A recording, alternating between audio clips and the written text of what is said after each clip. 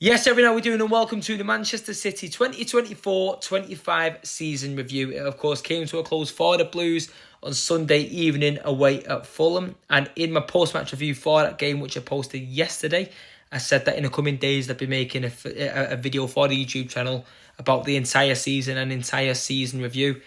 And here it is for you. Now, look, the main question we should be asking ourselves here is how bad of a season was this for City? Let's not kid ourselves, right? Let's not let this last couple of fun months, the good feeling that sort of came back around the club and around the fans, supporters, hopes and everything like that. A good bit of football to end the season. Let's not let that paper over the cracks of the idea that this has been a terrible season by the standard that Manchester City have set under Pep Guardiola. Now, look, terrible might be a strong word, but you can most definitely say that it has been poor for Manchester City. We've gone from winning 4 Premier League titles in a row. We've gone from our 4-in-a-row parade in Manchester to starting the season and it coming down to the final game of the season and we're needing a point away at Fulham to qualify for the Champions League or guarantee qualification anyway. That was the drop-off. That was a level of drop-off. Yes, we got to an FA Cup final, but we didn't win it. What does it really count for if you don't win the trophy? The Champions League was a disaster. An absolute disaster. Kicked out by Real Madrid very early into the competition. The Carabao Cup, Tottenham kicked us out early into the competition. It's been a poor season. Now, I am going to attempt to make this video in somewhat of a chronological order. I'll start at the beginning of the season and try and any talking points I've got, I want to do it in the order of the way the season went. It does feel like a long, long time ago, that first away day of the season, Chelsea away. It seems like a lifetime ago. It's been a long season. It's been a stressful season. It's been hard to watch at times, fun to watch at times. But let's cast our minds back to not even Chelsea away, Charity Shield. So our season kicked off in the Charity Shield against Manchester United. I didn't go to it for once. I've been going to the Charity Shield games for the past few years. And after the Arsenal game, I sort of made a vow to myself that I'm not going to go. And if City would have won the FA Cup or won the Premier League and been in it next season, I wouldn't have gone again. I've made a promise to myself that, unless I'm minted with money, unless I'm spoilt and anything like that, I'm not doing it. It costs so much money to get down to London. We don't care. We don't really give the competition, if it even is that, any respect. We treat it like a pre-season game. It's an awful lot of money, an awful lot of time, an awful lot of travel to go down for the game for a Community Shield. Now, look, this time, typical, I went and we won against that lot as well. I wanted to win it. Of course, no matter what game we play, I'll always want City to win. I'd never not want us to win, but it wouldn't have made any difference at the time whether we won or lost it. Yes, it was nice because we beat Manchester United and we won on penalties. It was exciting, but realistically, it doesn't count for much. It really doesn't. Now, ahead of this Premier League season, I was optimistic. I'm not going to lie and come in here and say, I was a bit doubtful or I anticipated any kind of way of this season happening. I didn't. I thought we'd make it 5 in a row. What reason would I not? Yes, it's easy in hindsight to say now that, a drop-off was always going to come.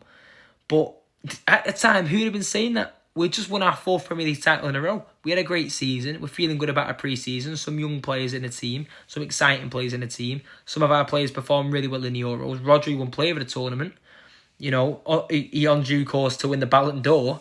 Of course, we were going to be positive about this season. Yeah, a drop-off was always going to come. But I don't think any City fan anticipated how big of a drop it was going to be at certain points this season. Now, the summer window, it wasn't great for Manchester City, and I think I would have admitted it at the time. I was excited about the idea of Ilkay Gundogan returning home. I remember the fantasy, the romance of it. It was a beautiful idea. The signing, the welcoming, the returning of Ilkay Gundogan on the free transfer, of course. He spent a year in Barcelona, at treble-winning captain. He's back home. It didn't really go to plan, did it? No, I don't think anyone expected. Yeah, you might look at it and go, is he going to be the same player? He's probably going to be a little bit slower. He's he's a couple of years older. Is he going to be the same?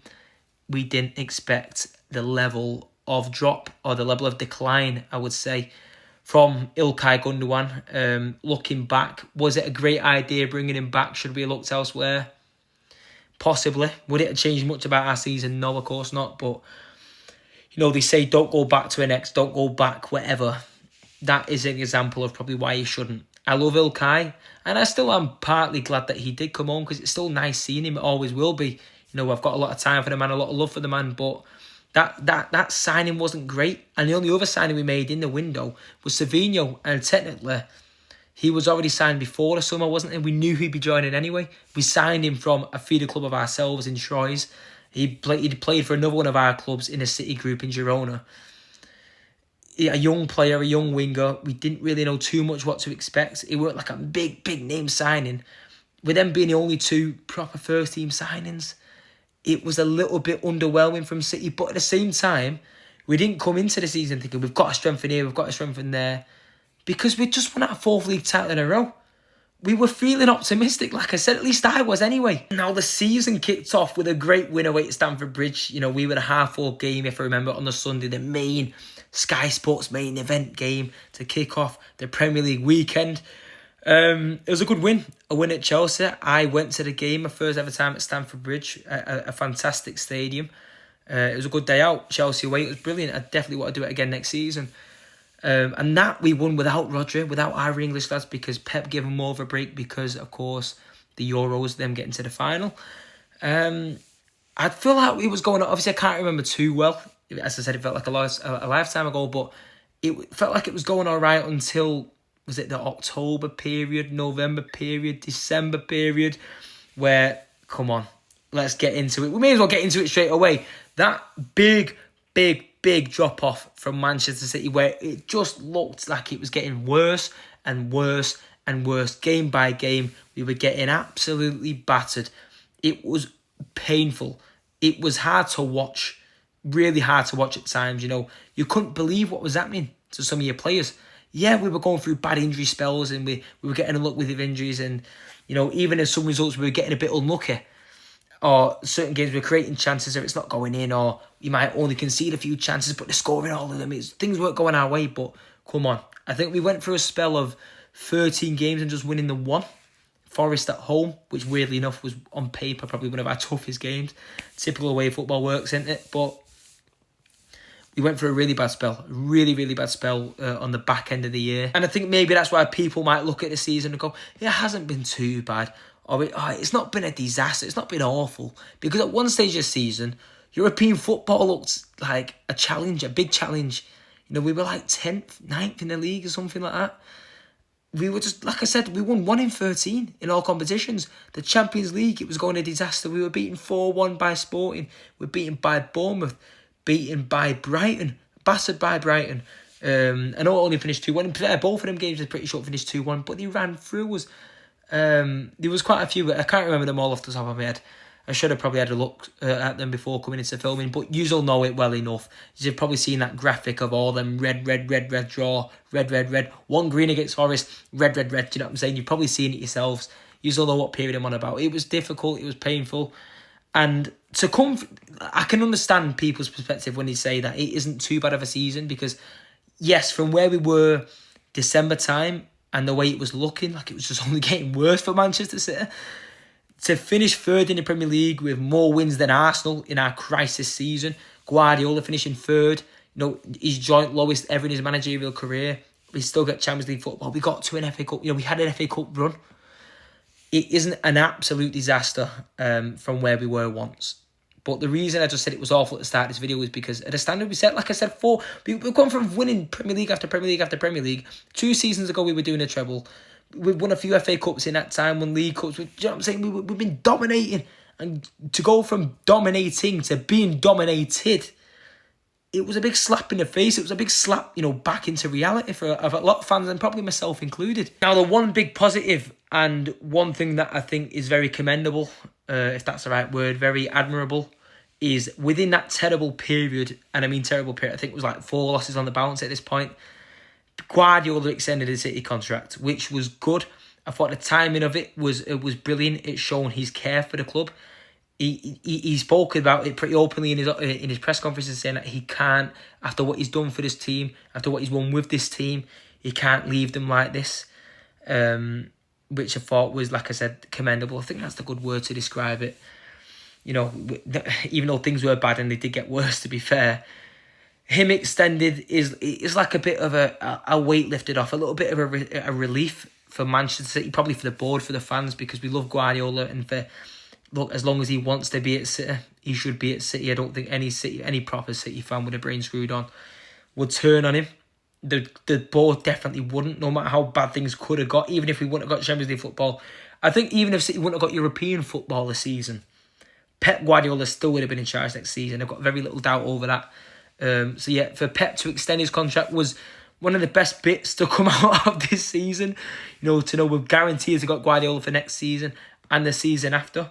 We can focus solely on the team, not have to worry about the managerial side of it. So that's a positive. Guardiola extended his contract this season. Come on. Anyway, January transfer window hits.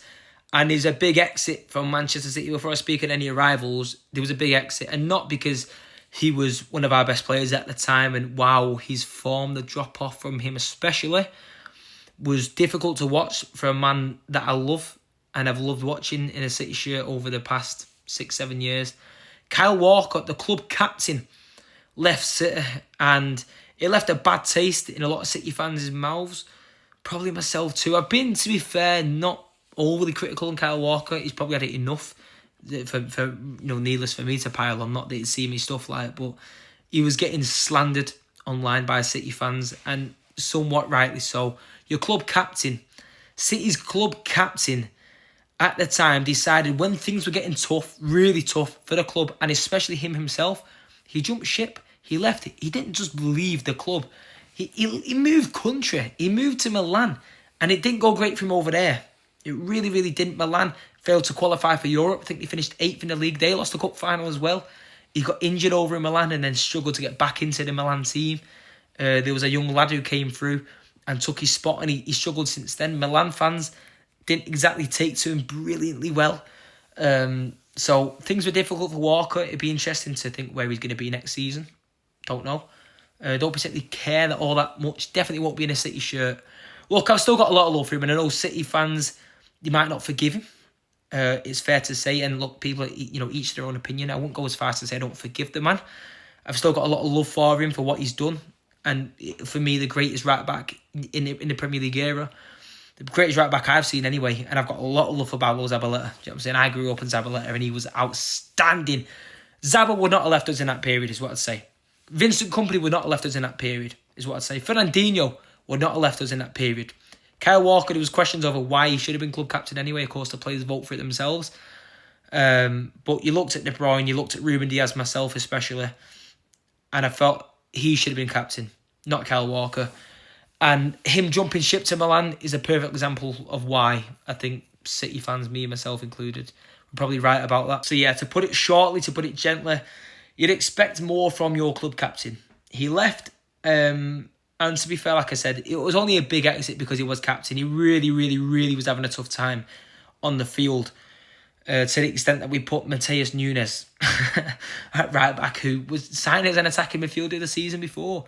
Bizarre. Never played at fullback in his entire career, and it was between him and Lewis, realistically, for the rest of the season, who sort of played in the right fullback position. To be fair, sometimes the centre half could fill in there, but yeah. Walker left. On the bright side, though, City spent money. We spent big, and a lot of rival fans criticised City, and with the lack of use, to be fair, out of a lot of the signings we made, people might call it panic buys. City fans might call it panic buys. I don't think they were, to be fair, any of them. City aren't one to make panic buys. We've bought well a lot of the time over the past decade or so. A lot of the players we've brought in have been successes, and even ones that haven't, we've still recouped money for them, or some of them have came in and we just made money on them anyway. So success, as far as in a transfer perspective, for Manchester City, we've been quite good over the years. And like I said, rival fans complained and moaned, as they always do when it comes to City doing business. You don't really blink an eye, a lot of them, when it's anyone else doing signings or buying players or anything like that, bringing players to the club. No one else blinks an eye if it's another club. But when it's City, whoa, they're buying the league again. They're buying everything. Because we spent big, yes, but we spent nothing in summer. We spent very little the summer before that. We've not spent a big amount of money in years. So this January transfer window was needed. It was necessary. We had a lot of players injured, and we had to get European football. Pep Guardiola needs to manage in European football.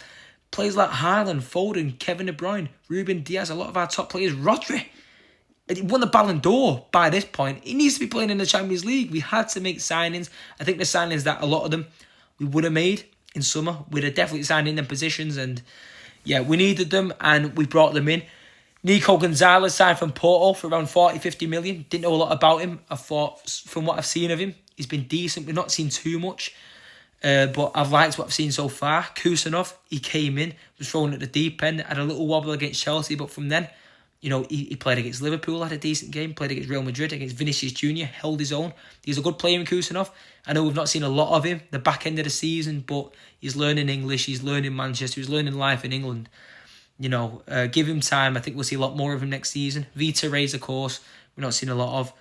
And, of course, Omar Mamouche, the main signing. I mean, look, Mamouche, he came in, he slotted in, and he instantly became a fan favourite. I remember watching his first game for City, or at least his first game at the Etihad. I'm not sure which one it was, but I remember being there.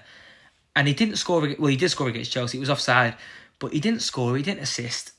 But the runs he was making, the energy, it was something that we'd missed this season. And just instantly I knew, all right, we've got a player in our hands here. I was a fan straight away, a big fan. I thought he's been brilliant. Yeah, we signed him for about £70 million from Frankfurt. You know, he wasn't like a nobody that we were signing. He wasn't some sort of unknown player. He was on fire at Frankfurt, and he's been really good for City this season. He has gone missing in a couple of games, I think, if I was being critical of him, but he scored that wonder goal against Bournemouth in the last home game in the season. He's got a few goals for City. I think he's been a good signing, and I'm looking forward to seeing next season a full season of Omar Mamouche. I think his partnership with Erling Haaland will be something that the Premier League teams should be frightened of. He's a great player. He's versatile, whether he's on that left-hand side, right-hand side, playing off Haaland, playing up front when Haaland's not available, when he's injured, when he's not fit. He's a good player, Mamouche. I've got a lot of time for him. Already a fan favourite, big player, a great signing. So yeah, January, it was a success for City. As much as we've not seen loads of football from a few of the signings, you know from what you've seen already, they're going to come good. So then we get onwards into the season, and here comes Real Madrid. Look, in this video, I'm going to try and not pick out certain games because, you know, there's been certain disaster games that even by now have skipped past. You think the Arsenal beating 5-1, I think it was before the Real Madrid game. The derby lost to Manchester United. They lost to Liverpool at Anfield. They lost 4-0 to Tottenham at home. There's been a lot of big losses.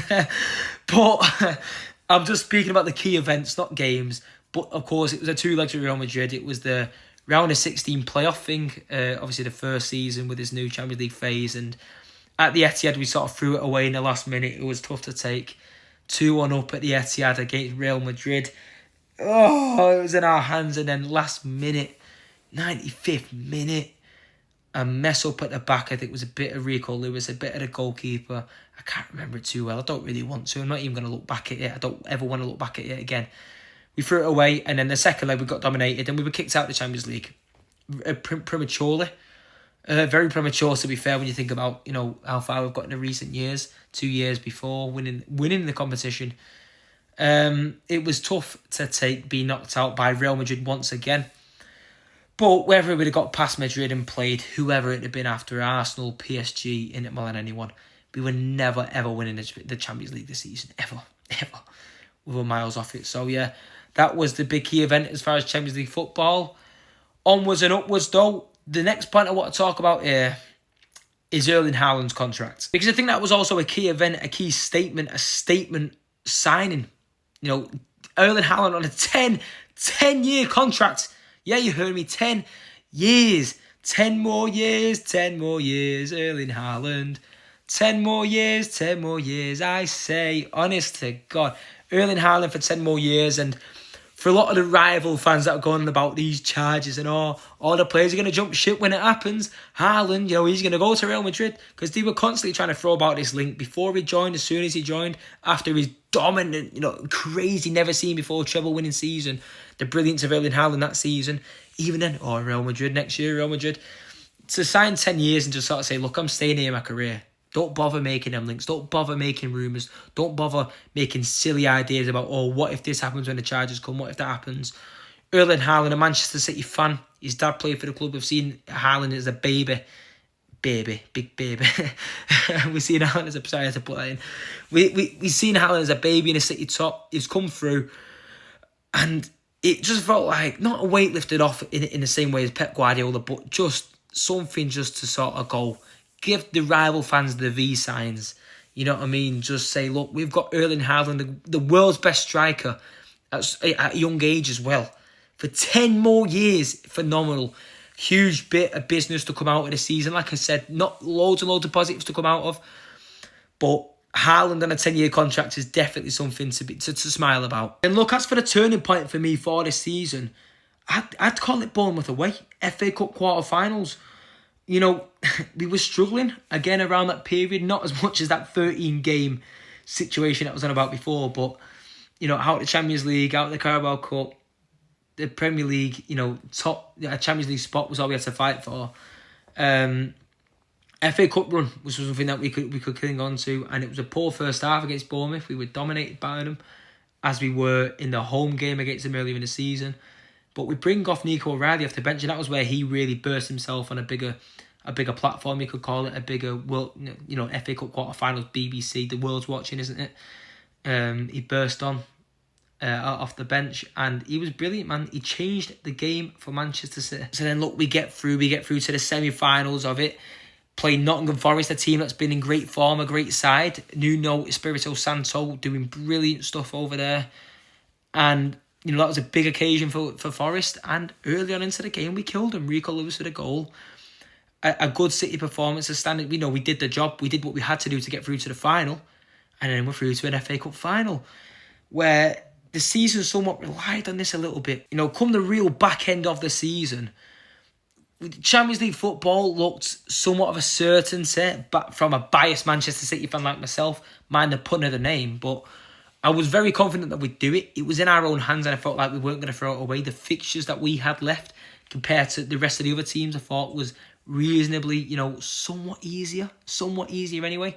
I'd have chose our fixtures ahead of Newcastle's or Villa's or someone else like that. So I fancied our chances, and I thought if we can manage to get an FA Cup trophy and get Champions League qualification in our crisis season, in our worst season, I think it would have made the season decent.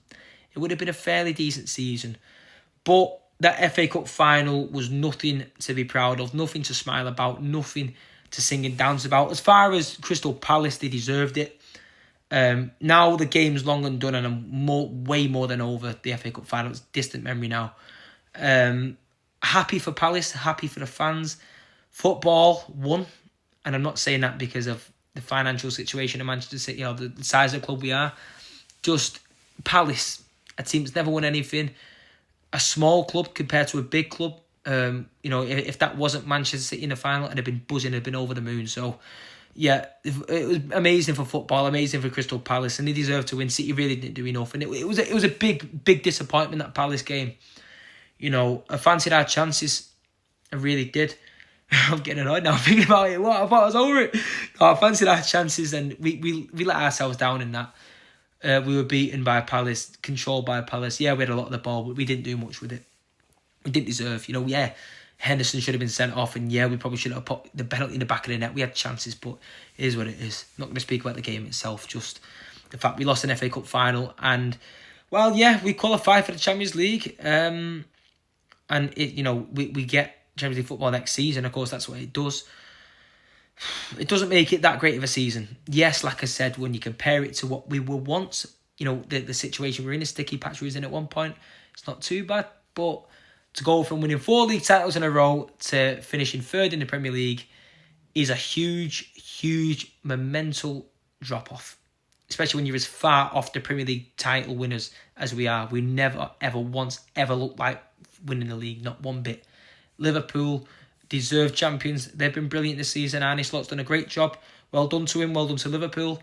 Deserved champions. City didn't lay a glove on him this season. And all I can say is, next season, we better be back, and we're coming for you. We're coming for you, Liverpool. Now look, if you're still watching at this point, thank you. By the way, big thank you, because this is probably the longest video I've ever put on this channel. I don't doubt it, to be fair. But it's the whole season review. Of course it's going to be long. Do you know what I'm saying? I make like 20-minute long videos for match reviews, never mind the entire season. But, like I said, thank you if you're still watching. However, what I will say is you're probably thinking you missed a key factor here, Raul. You missed a big thing that happened as far as City's season, and I'll address it now, of course. The announcement of Kevin De Bruyne's departure from Manchester City.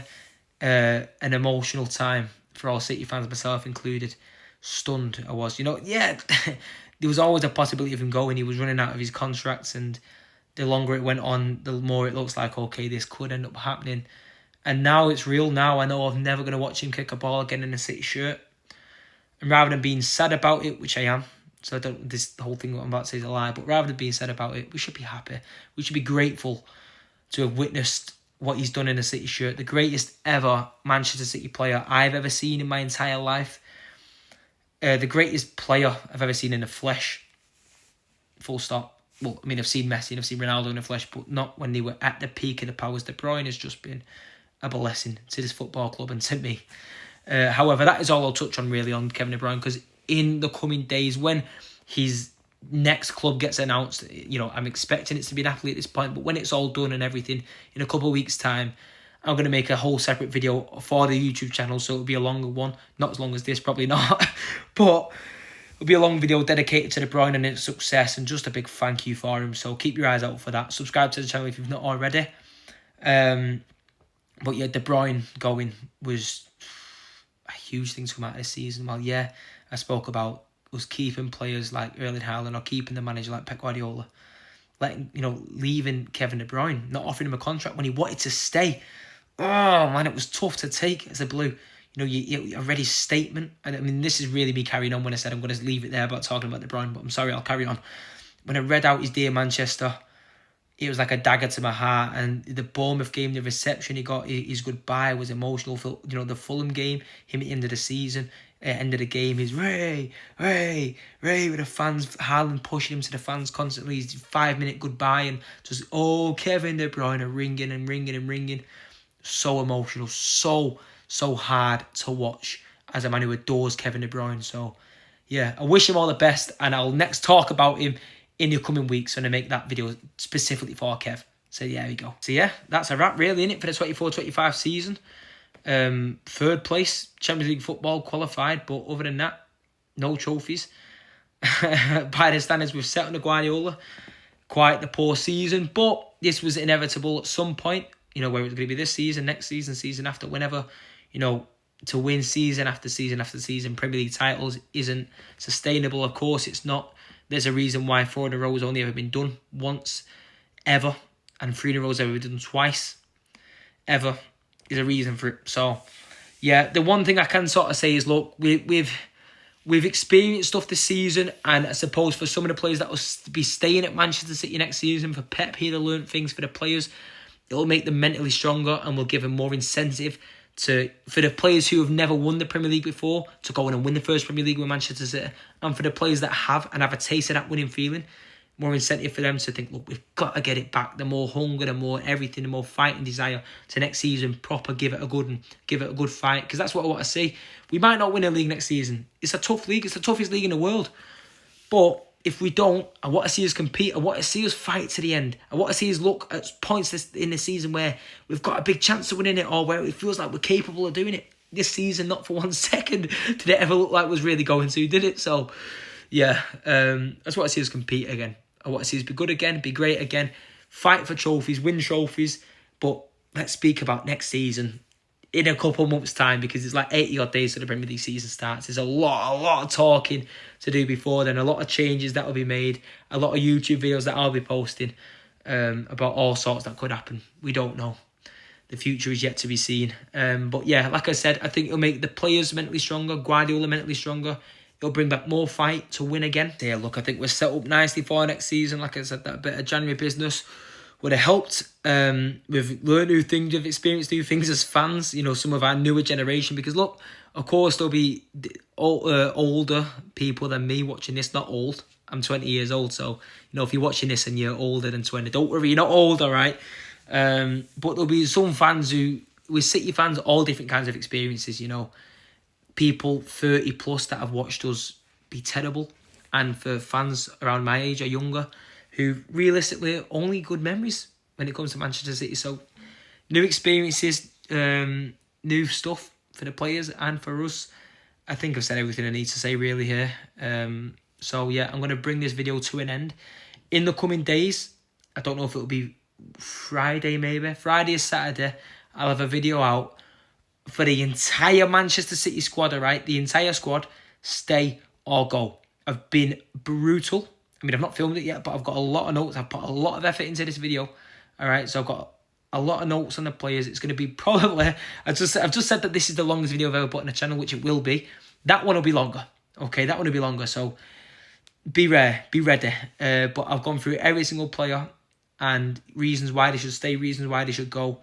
I've been brutally honest. I've tried taking the love and emotion out of it and just look level-headed on what's the best for the football club. So, yeah. Keep an eye out for that. Like I said, Friday, maybe probably Saturday, more likely Saturday. Just make sure you subscribe. Make sure you follow me and everything because I'll be posting it everywhere once I filmed it. So, yeah. Keep an eye out for that one. Thank you for watching. Like I said in my last video, like I said in my post-match review for Fulham, but realistically, this is something I should say for the season review. Thank you from the bottom of my heart. Thank you for the support that you've given me for the 24-25 season. I've done quite a few aways that I've took you on with me. Paris was just an experience, mental, and it won't be my only European away day. That I'll do. I'll tell you that next season there'll be another one, if not more than one. Fingers crossed, more than one. We need to get a final competition though. So yeah, I look forward to doing that anyway. Thanks for the support, like I said, not just on YouTube though. TikTok, Instagram, my platforms are growing everywhere. So, and that's just from your guys' support and if you subscribe and follow me and stuff like that, and just keep up the love and everything. It doesn't go unnoticed, I promise you. So yeah, like I said, bottom of my heart, thank you for that. It's been a blast this season. It's been up and down, but overall, just enjoyable. All right, it's been enjoyable creating content for you lot, creating content for myself as well. Do you know what I'm saying? I enjoy it. It's a passion of mine. So yeah, more to come next season, bigger and better things. But keep an eye out for Saturday. Stay or go, every single Manchester City player. Yeah, thanks for watching. Thank you. Come on, City.